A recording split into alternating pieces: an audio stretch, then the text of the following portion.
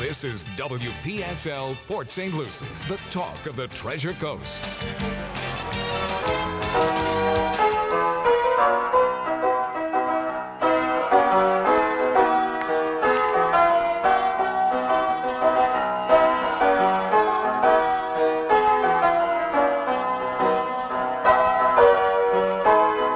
It's 11:07 at WPSL 1590, the talk of the Treasure Coast, and you're on Ask a Rabbi. And this is Rabbi Shafir Lobb of Congregation Eitz Chaim, your Jewish home on the Treasure Coast. And welcome to this another beautiful Friday. We have so many of those beautiful Fridays here It's in gorgeous. Florida. Yeah, it is. And a day in July. Hard to believe we're halfway through the year. And It's moving, amazing. You know, the days are getting shorter already. I used to hate that when I lived up north because it meant winter was coming. Well, I'm used to short days because I'm short. Oh, that one was bad. That was really bad. I'm sorry. All right. But Terrible way we to definitely could start. use some humor. I was talking with a couple of my classes this week and commented about the curse, may you live in interesting times. And, yeah, we live in interesting Oh. times. Yeah. Yeah. It's Yeah. crazy. Yeah. Lots to talk about, lots to think about, perhaps. And maybe that's part of the point. Maybe if I take a theologian's view of it, I would say God is asking us to examine our lives and figure out how to notch it up because we haven't been there yet. It's not like we were once holy and have descended. The other side of it is we are continuing to repair the brokenness of the world, and we are invited to look at how we can make it better. Yeah, what's weird living through the 60s as I did and, And remembering it. covering riots and actually being inside the burning bank building at Isla Vista in Santa Barbara. That was one thing. And then, of course, you get into the assassinations in that very same year. And I thought it just couldn't get any crazier. But this seems to be even worse. Yeah. It's though I have to wonder. It's different. It's different. The other thing I have to wonder is how different would, say, the assassinations been, right? Martin, John, and This and Bobby. whole country would have been Right. different had Bobby been president. Well, aside from that, but I'm even thinking how different would the world be if we had social media then, Oh, as we have it now, right? that So would be interesting. then you would have had 15 videos Yeah, of the various assassinations, yeah, including Ruby, yeah. Sure. Jack Ruby. Or if you had the police cams, Oh, the body cams. the body cams during that era. Oh, You yeah. know, we've got so much more data to evaluate Yes. in looking at things. And I have to wonder how much of the complexity and the quote-unquote interestingness is a function of how much data we have about it that people pick and choose. And what do I mean by pick and choose? I'm going to go somewhere I hadn't expected to go with this. There's a gentleman named Hiram Smith, who happens to be a Mormon, but not the Hiram Smith of ancient Mormon history, rather a more recent one. I'm talking about the founder of first the Franklin Institute and then Franklin Covey. When Covey joined him, it became the Franklin Covey. And some of us know him very well because we use his planners, right? The Franklin Day Planner, the Franklin Planner. Oh, sure. Okay. Yeah. And that planner comes out of some of the things that Hiram Smith taught. And one of those was, and it's a beautiful way to me a great way to imagine and visualize how we deal with the world. And what he said was he had a 5-part model that talked about human needs as the driver, But the thing that the human needs really drives is something called a belief window.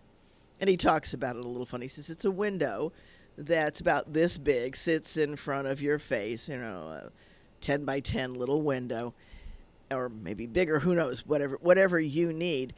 And he humorously says there's a wire that comes from the back of your head and comes over and attaches to the top of it, so that no matter where you look in the world, you see it through this window. Okay, so you interpret the information about the world, and you look and see the world through this window. And That's intriguing. Yeah, it's an intriguing way of looking at it. And he says that in order to satisfy those basic human needs of to live, to love and be loved, to be important and to have variety, you put principles on this window that are essentially filters. And they could be like all men are created equal, and what the word man in that phrase means would be part of your belief window. Doberman pinschers are whatever. The example he uses is Doberman pinschers are violent. And so what happens when you come face to face with a Doberman pinscher, right? You become able to leap tall buildings and get out of there, which may or may not serve your other needs or your needs in the long run. And then he goes on to say that as a function of the beliefs that you have on this window, because we really, and this is always a fun exercise to do with my class, and I do it with almost all of them. What do you know? What do you really know? And I've done it with you, right? And it always gets to this place where we recognize that we, in fact, don't know anything, but we believe a whole bunch of things. See, that's a neat thing about getting old, because I learn stuff every day. Yeah. Well, we should. As long as we're learning, we're continuing to build neurons. And as long as we're continuing to build those neural connections, then we can keep our minds much more vibrant and active. That's true. And it is important. That social isolation is one of the biggest detriments for old age. When people get isolated, nobody visits them, and they spend hours and hours and hours in a room doing nothing, they become able to do nothing. It's kind of like exercise, folks. If you don't do it, soon you can't. Wait a minute, that's a new term in my I understand. Got that. vocabulary. Yeah. Anyway, getting back to it. So we have these beliefs on this window that we pop on there. And Smith says that growth is the act of changing those beliefs, those principles, as we get new information. So what happens is the principles then drive rules automatically, and those rules govern our behavior. And the rules are if-then. So if Doberman pinschers, if we have the belief that Doberman pinschers are violent, and if we come in contact with one, then we'll do these certain behaviors, kind of thing. That's how that works. So the behaviors are the fourth part of this wheel, and the last part of this model, and the last part is the results. And then feedback goes back to whether or not the results meet your needs over time. Mm-hmm. Mm-hmm. And when they don't, then we need to look and find out what principle isn't serving us. And so growing is examining those principles and being willing to change them as needed. But as long as we have them on our belief window, then we do not take in all of the information available to us. People literally do not hear what you say, or they do not process it. Okay. So just because something is said or done in front of somebody, they may or may not have seen it, take it in, remember it. They may truly forget it. They may block it out for whatever reason. We know, we have come to understand, perhaps, that memory is not nearly as good as young people think that it is. And that's a hard thing to realize. Right? I remember it. You wore red, and I wore blue, right? That song's been around for a long time. Sure. Because memory... When you're talking about all of the window and everything, there were some stories on NBC Nightly News about the isolation for a lot of kids During COVID? And if that has led to a lot of the weird acting outs, that we have seen. Sure, it has.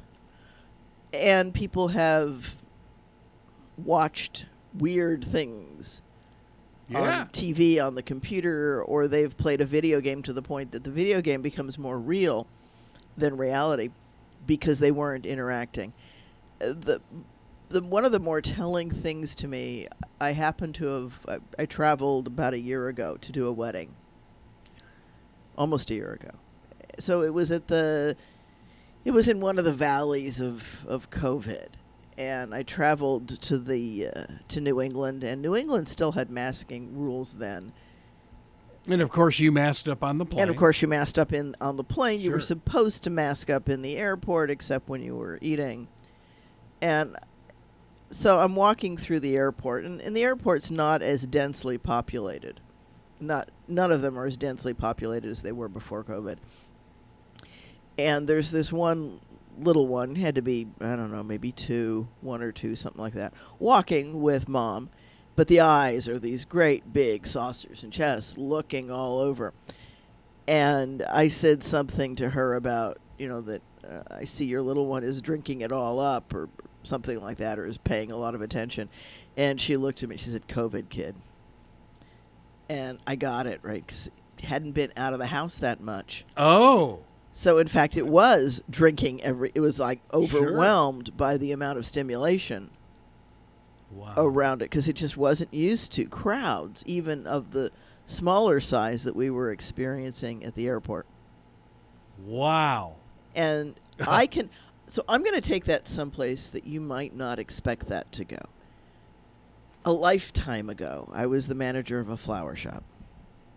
And as the manager of this small, understaffed flower shop, I was chief cook and bottle washer most of the time. And if anybody didn't show up, I took their shift. And over the course of a year, I had almost not made it out of the shop much of the time. We used to go to dinner at a nearby Chinese restaurant that was open late, and we closed it. That gives you an idea of how severely crazy that time of my life was. I did not have a significant other at that time, and my mother and I would be the ones to go out to dinner when I got done with the shop. And but I didn't do a lot of what I would call department store or supermarket shopping. And most of the shopping that I did was late, just before they'd close, so there wouldn't be much crowd. And after, I don't know, a year of this kind of life, I had a need to go and do some regular shopping for whatever reason. And when I walked into the store, I found myself overstimulated by the crowds. Really? Yeah. And I was I was a young adult back then. I was freshly out of college. It's one of the times that our economy took a nosedive and college grads couldn't find good jobs, so I was in retail. And this is what I could find. And yeah, I found myself overstimulated and in having to deal with everything that was going on in the department store, the music, the people, the kids, everything. I heard it. I was not practiced at filtering it, as you become when you're acclimated to crowds. Wow. And that's a trip. It fascinated me, because that part of me always does, at how I had lost those skills by not practicing them. So let's fast forward and look to COVID with a 1 to 2 year basically shut-in, depending of course on how you observed the shut-in. But I came to realize, obviously I got to see 3 people here at the studio just about every week. You were here every week. I was here. You didn't miss anything. I was, I trusted. We didn't either. Yeah. I trusted what you did. And we wore masks for a good while. I only took it off for the actual performance, and we didn't have this little muff on here. Yeah. Right? And you still have the bottle up there, which, what can I say? So it's we use it. We use it. Occasionally. Yeah. And, but I felt safe in the way I was doing, and you got your vaccine just shortly before I did. I remember all of that. And there were a couple of people that I saw at the temple every week. There were a couple of people that I saw here or there, but all my instruction was online. Yeah. I did go to the market masked and distanced, and the few times that I coughed, it really became distanced. Yes. Well, and it's so amazing how aware you are even now. If somebody sneezes Or coughs, like right next to you, and you kind of like put a distance away. Yes. Where I notice it is, for example, at both Kaiser and at IRSC, if I'm talking to somebody and we're usually 6 to 8 feet apart. We've gotten used to that personal distance. We've acclimated to that. But I came, as things started to open up again and as campus classes came back on campus, I was like, for the last year and a half, I've maybe seen 100 people outside of that wedding trip and a few things like that. So there really weren't many vectors in for anything. Have you seen, are there many masked students now, or is everybody pretty much They're unmasked? pretty much unmasked, but what I do find is if people are sniffling in the least or just don't feel well, that those people are wearing masks. And appreciating that. I think That's smart. I think we need to do that. Whether that's a cold, whether that's this monkeypox or whatever. Anytime you don't feel 100% and you, for whatever reason, have to come out into social connections, whether it's class or work or shopping or whatever, that you do wear the mask. And I see that restaurant people are still wearing masks. That's interesting. The new IRC basketball coach, we've talked, it seems like hours on end, and he asked me, he said, what will you do if we fall into COVID again? And I told him what we had done in the past, and because he said, can you continue broadcasting? And I said, you bet. Yeah. We use face shields. Yeah. And I said, actually, our rabbi was a person who introduced me to the face shield. The face shield is wonderful. And yeah. And I've had people ask me, challenge me and say, well, you lead services. And I have two responses to that. One, we still ask people to be vaccinated and boosted to come into the sanctuary. And when COVID numbers are up, I do wear the shield. I'm not wearing it right now, as much because we are small and I know the faces that I see. But you have a small area, too. We also have a small area. That is true. And to date, we've had exactly one person in that inner group who has had COVID. And she quarantined and separated herself out. She believes she got it at work. And now we've had family members of members who've gotten it, but not people that they're connected to. Right. And by that, what I mean is that family members that live somewhere else and that they're not in constant contact with them. So we've, in some ways, been pretty lucky. And, but yeah, I know tons of people who've had COVID. I know people at work who've had COVID. And when I say work, I mean the college and the university. Mm-hmm. So it is much more common in a lot of ways. It's an interesting. It's going to be with us for a good long time. It's not over yet. I haven't taken my ring over that says this shall pass. I don't feel comfortable taking it off yet. It's not passed. Wow. Yeah, well. And I don't care what right or left says in the government. I still see far too much of it. But I do hope that we become much more like the Asians. I was looking at, there's a great band out of Japan, the Green Band. It's a high school band, mostly girls. It's got a handful of boys in it. And they came to the Super Bowl in 2018 or 2019. Oh, okay. Not the Super Bowl, the Orange Bowl. Oh, okay. California. Or Rose Bowl. Rose Yeah, Bowl. The parade. One of them ours, yeah. Yeah. And it shows video of them doing when they went back to Japan, they did the routine for the locals. And they marched through a business area in Japan. We're talking 2018, 2019, no COVID on the market. Yeah, no word of COVID yet. It's before COVID. And in the screenshots of the band marching, you can see the people behind them wearing masks. Well, they have done that in Because Europe for Asians years. wear masks if they don't feel well. They have much more compassion and concern for their fellow citizens. And the Chinese wear masks because of the air pollution. Yeah, that's true. But it's both things. Yeah, yeah. It's both. They also wear it. I've seen it in family pictures when I used to teach the Chinese kids. I'd see pictures like of walks on the Great Wall and things like that, where you're not going to have pollution. But I see people wearing masks there too, and I'm assuming that's, the family scheduled this trip. I don't quite feel well. Mask.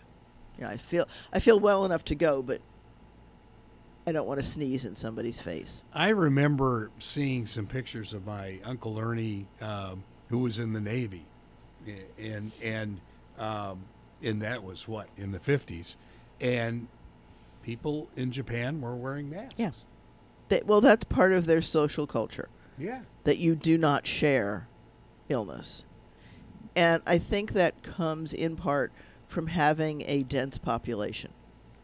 You become aware that diseases travel very easily Mm-hmm. if you've got crowded conditions, because you are in each other's space. And a sneeze will, cover 50 people if you're densely packed. Sure. And, I've seen it. I can remember colds traveling through Goodyear. If a manager had a cold, everybody in the department got one. And it's because you shared paper back then. So we are doing less transmission of things like paper, but we are still transmitting Oh, yeah. groceries and this or that. And different things live for different lengths of time on paper. And I guess it's, candy striper days back in high school, where I think that's where it came from, but I've always washed hands, so that probably came from my mother or father, to always wash hands. But the extra protocols surrounding that, and the don't touch your face and all of that, definitely was there. And don't touch patients without washing your hands. And then, of course, when I became a chaplain, even more so, I'd be very, very mindful. Wash hands going in and out of each patient's room so that you don't share the infectious disease from one to the next. And chaplains often hold hands with patients. Oh, sure. Yeah. Right, because they asked you to, or you offer and they want it.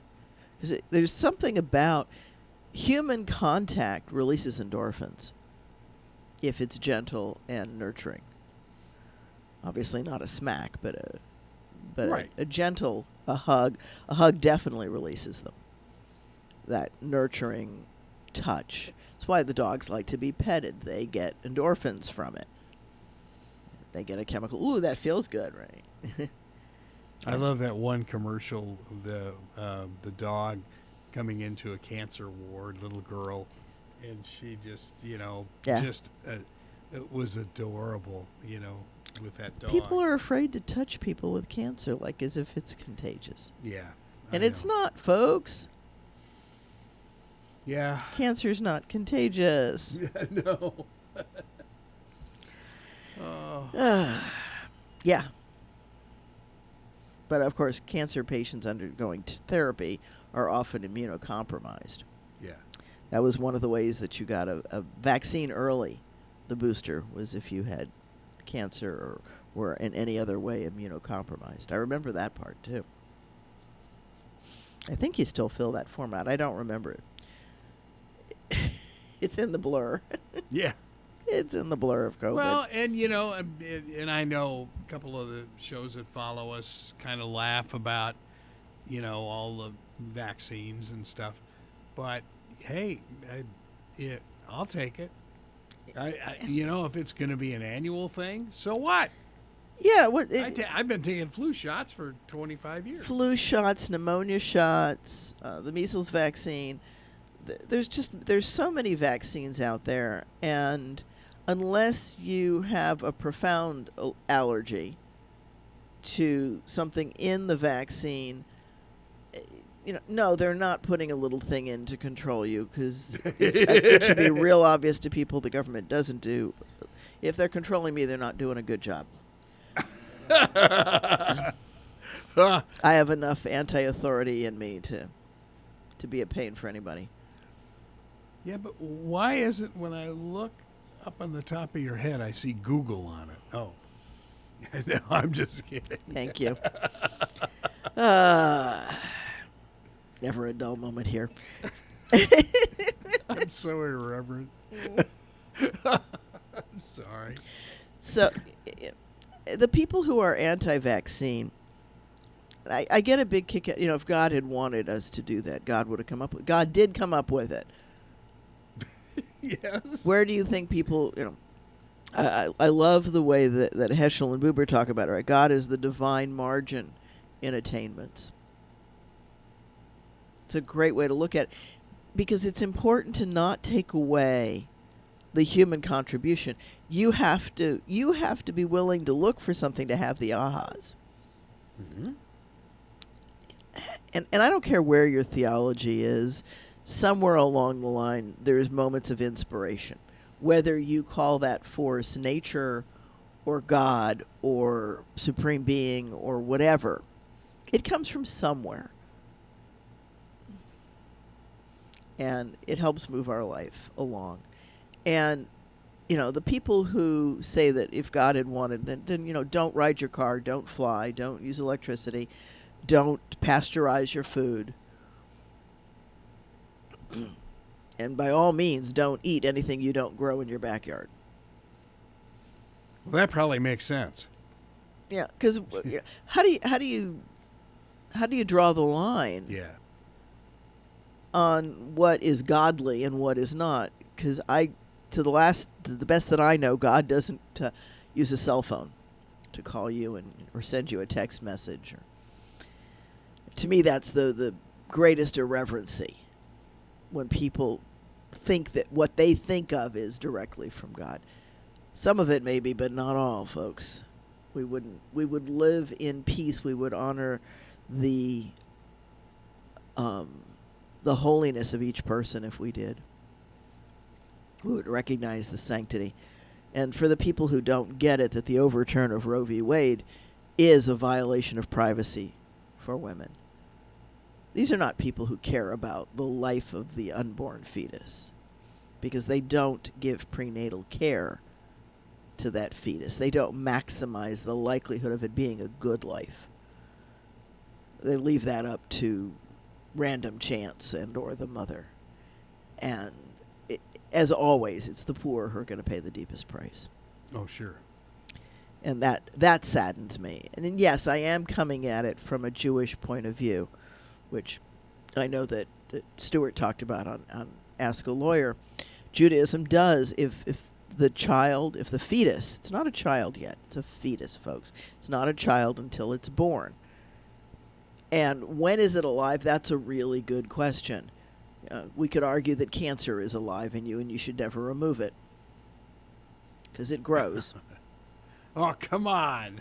The question becomes, well, no, that's a valid question. It's a valid question, right? So Judaism says that the child is a child when it breathes.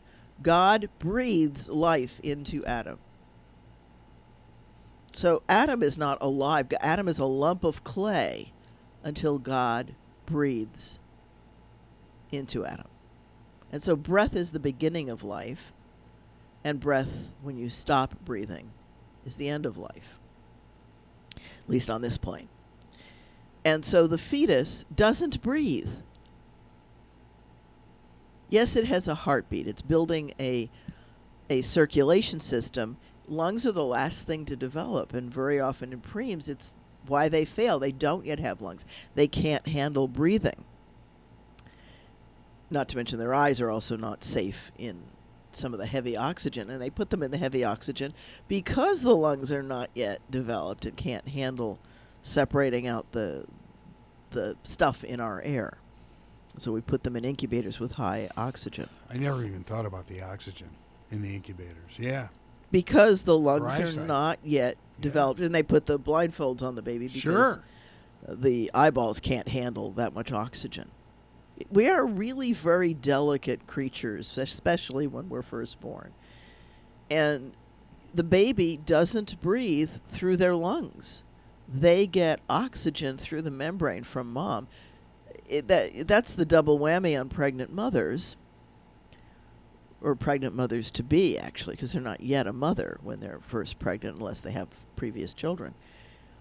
But not only is the baby filling up every available millimeter in their body, but they're also having to breathe enough to oxygenate the baby's blood as well as their own. And the oxygen passes the membrane. The blood doesn't, because the baby may or may not have the same blood type as mom. If dad has a different blood type, the baby may have dad's blood type, and it may not get along with mom's. It's not just the RH factor, but it's both. I never thought about that. Yeah. And so the baby's blood system bypasses its lungs while it's in the womb. There's an artery, a shunt, that just, instead of going through the lungs and coming back out, just bypasses the lungs and goes on the rest. And when you are born, when someone is born and they take that first and actually breathe in air, that duct, that shunt, closes. And there's patent duct is when that duct stays open and the baby can't oxygenate properly and they don't breathe. And there's chemicals that they can give to help shut that down. They put the hormones in. Or, worst case scenario, they open up and through a small hole and tie that duct off. Because if they don't, then the baby won't get enough air.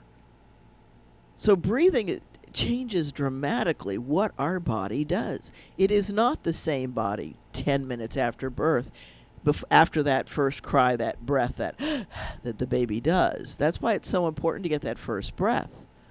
Because it's not getting oxygenated blood once the umbilical cord is cut until it breathes. And that's a key piece. Mm-hmm. Right? We call it a stillbirth if the baby doesn't start to breathe on its own. And that's a critical time. So breath is very important. And that is what Judaism says, is that it is a life. And, of course, that's reflected in U.S. tax law.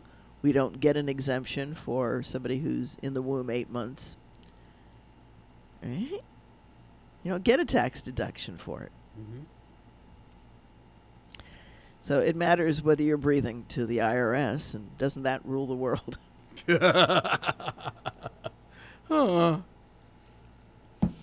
And imagine if somebody's in a car accident and somebody's pregnant, being charged with 2 homicides. That's what they're talking about a lot on television now. Of course, because it makes sense. If you're gonna Sure. if you're gonna count a fetus over 15 weeks, then a whole lot of people have done a whole lot more. And then we're going to get into the whole question, and even the Bible asks that question: what happens if 2 men are fighting, and a woman gets in the way, and one of the blows causes her to miscarry? There's actually that discussion. Really? Really. That far back? That far back. So there's a recognition that being pregnant is a special time. And surprise, surprise, what they said is that pregnant women should not carry heavy weights. That can cause a miscarriage. You know, my mother always said if she had wanted to miscarry me, it would have been very easy. All she had to have done was some serious stretching exercises. Right, start that contraction process. Yep. Especially when you're small and easy to dislodge. Yeah, it's Because you're not, depending on the mother and the baby, the anchoring may or may not be super hard. And that's why some mothers stay bedridden to keep the baby in. And I've been a chaplain in the hospital working with mothers who are in bed for months so that they not lose the baby. That's hard to imagine. I just can't believe. Oh, and taking meds to keep the contractions from starting. Yeah. And you know, they want to extend the birth as long as they can because those lungs aren't developed, among other things, to maximize the viability of the baby, because it's not viable early on. Imagine that. That's where we have a few interesting discussion between religions. Well, and so why does Christianity have such a different view? Because Rome had a different view. And this, And as that's you've the said backwash of times. Rome. Right, caesarean section. The women did not survive a C-section, folks. And interestingly, until very recently, children from C-section were not considered born of woman. Go to Macbeth, the play Macbeth. Yeah. Right? Shakespeare's Macbeth. There is a line in there, one of the witches says to Macbeth, "No man born of woman can hurt you." Wow. And the man who slays him says, "I wasn't born of woman, I was born by C-section." Wow. Okay. So things change in their definition. I love to work with students and show how all men are created equal did not mean all males. Man was a title back then. And imagine how those folks who thought that man meant over 21, hadn't yet come down to 18, white, male, the right kind of Protestant or Catholic, depending on the colony. The right kind. The right kind. Well, for Virginia, you had to be a member of the Church of England. Even the Jewish doctor living in Williamsburg is on the rolls as a member of the Church of England in Williamsburg. No way. Really? Yeah, you didn't. I guess you didn't have to profess belief. You simply had to join the roll and be white male Oh, brother. and own an acre of land.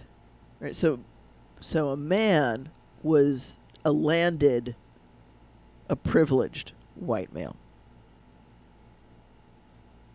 not just a white male. And I love doing that in class. I'll say, will all the men who are created equal please rise? And usually the women are clever enough to not stand. Every once in a while, a couple of them will. And then I go through and I say, okay, if you're not over 21, sit down. If you're not white, sit down. If you're not male, sit down. And then it becomes fun, right? If you don't own an acre of land, sit down. And very seldom will I have anybody standing after all of those criteria. So none of us are men. I, of course, don't meet the requirements. And that's where the term boy comes from. Everybody else is a boy. Even if you're a grandfather with 100 grandkids, you're still a boy if you're not a wealthy white male in the right church. Oh, God. A lot of criteria went into that. So when they say all men are created equal, they're not talking about the common man. They're not. They're talking about wealthy men. The elite. The elite. Yeah. It's what it is. That's who they're talking about. That hasn't changed. Well, it has changed. Now it doesn't mean that, right? Now we understand man as humankind. Interesting controversy over Britany Greiner, who's the WNBA star in Russia. And, of course, now the conversation on ESPN is, if it was LeBron James who was in a Russian jail, would he still be there after 120 days? The obvious answer is no. Yeah. But again, LeBron is not just a difference of male. It's also a difference of celebrity status. There you go. Yeah, exactly. Right. You know, the young starting male basketball player. And granted, she's not a starter, and she went there because they paid more. The women have to do that because their wages in the WNBA are terrible. I get that. I totally understand good and bad wages. So they go to Europe to play in the off season. Yeah. Yeah. And they make up the difference, but they aren't, for a number of reasons, they aren't the celebrity status of a LeBron James or O.J. Simpson or. Yeah. You know, if O.J. Simpson had been anybody besides O.J. Simpson, the whole scenario with that would have been different as well. You bet. Celebrity status in the U.S. is an interesting phenomena unto itself. They're super beings in their own way. They get different privileges. They do get different status. That seems to be kind of unique to this country, though. We do a lot more hero worship here. There you go. Yeah. Yeah. And Sharon from Tucson says, "Don't get me started on women's basketball." She happens to be a women's basketball fan. Oh, okay. And watches a lot of the games in Tucson. Mm-hmm. And I hear about that. Well, so. and actually, Britany was playing for the Phoenix Mercury, I think. Yeah. Yeah. So we are interesting in how we idolize. And that's why it's called idolize. We make idols out of our celebrities. And we treat them somehow extra special. It's different. It's an interesting phenomena. But everybody's got their stuff. Every culture is slightly different. Even within the U.S., the culture is... We had that discussion yesterday in class, too. The culture, the difference between, say, Port St. Lucie, Fort Pierce, and Okeechobee or the Panhandle of Florida. One state, very different cultures. Go down south, go to parts of Miami, different cultures inside Miami, just because it's big and it's got lots of stuff. And it's not that one is right or wrong. They're just different. Mm-hmm. Sure. They're just different. And that... Muhammad said, the diversity is God's gift. I say the same thing, and not because I'm Muhammad, but I look out, and it's obvious to me that there's many, many shades of green because I have a good vision of greens, the many different kinds of palm trees. I don't care what diversity we look at. Diversity is nature's way of making life viable. Without diversity, we'd all look alike. Folks, where do we get the differences even between brothers or sisters? It's genetic diversity. When we say that you get half of your genetic material from mom and half from dad, that's not 100% the right way to say it, because the genes play this little crossover and recombination game of swapping bits and pieces of the chromosomes, so you're not getting carbon copies of your parents' chromosomes. Yeah, it's like the DNA in twins isn't necessarily identical. Not necessarily. Well, it depends on the twins and Right. when the split occurs. If the DNA has solidified, if you will, before the split, then you'll get more identical. But even that, there's still different stuff in the womb, and there's non-chromosomal genetic material in the cell, as anybody who's taken genetics can tell you. Not everything is in the chromosomes. There's extra fluid and stuff floating around in the cell that it determines whether or not a particular gene is expressed or not. And sometimes it's those things that are affected by things in the environment that trigger cancer. So it'll destroy the part of that fluid that is preventing cancer from showing up in your body. It's not that it creates the cancer, it's that it stops the body from being able to fight it at the cellular level. We're very interesting creatures. We really, really are when you get down and look at it, and it starts to make a lot more sense. So we're not perfect carbon copies. We're not 50% of mom and 50% of dad. It's just like a day is not exactly 24 hours. We don't live in this precise planet. We live in close enough. And what do I mean by close enough? Okay.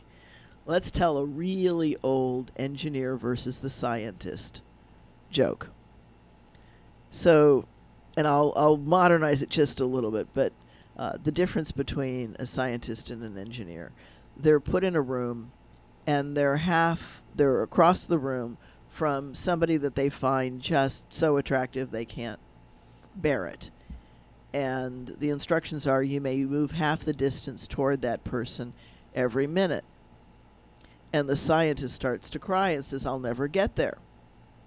Because if you only move half, you never get there. Right. And the engineer says, I'll get close enough. Yes. Uh-huh. So that's the difference, right? And, of course, I'm an engineer by training. So I joke with people, and I say I went from mechanical engineering to theological engineering. There you go. Yeah. That's what a rabbi is, a theological engineer. And we are interesting, complex creatures, and we are close enough. We are not perfect 50-50s of our parents. We might be 48 of one and 52 of the other. And that's why when you do the 23andMe, and 23 is because we have 23 chromosomes, is that you won't get the same percentages as your siblings or as other family members that you might expect because of that crossover and recombination, the game that the DNA plays, the chromosomes play in our cells during the two processes of meiosis and mitosis. The division that the way our cells divide to create us, and the way they divide to create the gametes, which are the cells that become sperm and egg. Mm-hmm. It's a very interesting process, and it's different in humans than it is in other species. As you know, probably, from Tucson, Sonoran skinks are all female. They're all sisters of each other. There are no males. Okay. Yeah. They don't need them. I guess that was nature's answer to, I can't find a guy in the desert. Right. But life continues, so the species evolved quickly. So it's amazing sometimes species will evolve very, very quickly in order to preserve life. Other times, species go extinct. So if you're lucky enough to make the right jump, you stay on the planet when things change. Other species, and people feel free to check this out, use different kinds of eggs and sperm to determine sex. There's W and Z that is used for the other ones that aren't X and Y, and some will change. We know of fish that change sexes, sometimes because of temperature, sometimes because of age, sometimes just because, hey, we need one in this colony. And the chemicals are released that trigger the changes, and that's the way that species has evolved. Different systems, different species. We talk about humans as if it's the only system there is, and some people actually think that the Y chromosome will disappear over time. Wow. Simply because of the need for some of that genetic material. But we'll see. We'll see what God and science have in store for us together. I personally don't believe that they are different. They walk hand in hand. Science is the system that God developed. And since, the concept of and Stuart and I always get into this, the concept of an hour is a relatively late definition and understanding. Had an interesting piece with that in class yesterday. We were talking about gender, and one of the things that I love to bring up on the screen when we're talking about gender are the pictures of little boys and little girls in the Victorian era, and like the Roosevelts, Teddy and Franklin, both wore dresses as young boys. Most wealthy families kept little boys with long hair because they didn't hold still. We didn't have hydraulic chairs yet. And one of the students said to me, what about the bathroom? And I said, well, first of all, little boys and little girls go with their parents into whatever bathroom they go into.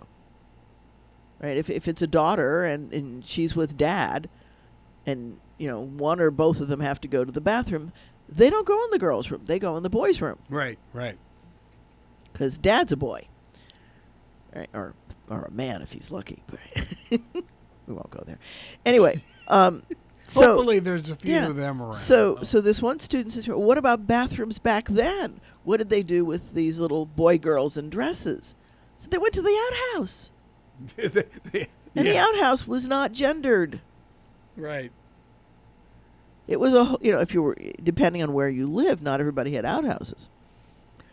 That was a luxury in some places. Yeah, we don't recognize the bathroom is a fairly modern difference, and over time, we've gendered bathrooms. They didn't used to be gendered, and no, we're not going back to the good old days when we make a gender-neutral bathroom. We're making that process in our bodies faster, because people won't stay in a stall that's non-gendered as long as they will stay in one that is gendered for their gender. There have been enough studies that show that. It's an interesting piece. If we wanted to move people through the bathroom faster, we would put them in gender-neutral stalls. Okay.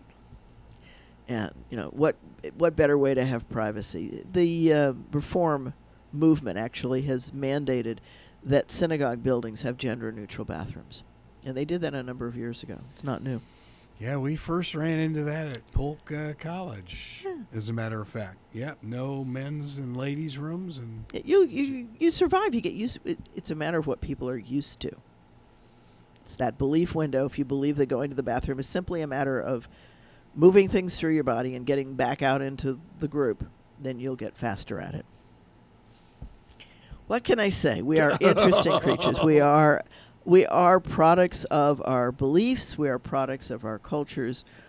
And as Hiram Smith said, as I said at the beginning, growth is the process of changing the principles that no longer serve your needs to help you be a viable human being and a contributing human being. So wishing everybody an absolutely great week. Enjoy the weather. Enjoy Florida. It's a beautiful place. Enjoy wherever you're at as you listen to this episode of Ask a Rabbi. Thank you for being here, and if you'd like to sponsor one of these episodes, please give a call at 772-340-1590 and talk to Greg or Carol. This is Rabbi Shafir Lobb for Congregation Eitz Chaim, your Jewish home on the Treasure Coast. www.eitzchaim.org. have a good week. You too. Take care, everyone. This is WPSL, Port St. Lucie, Talk of the Treasure Coast, webcaster to the world.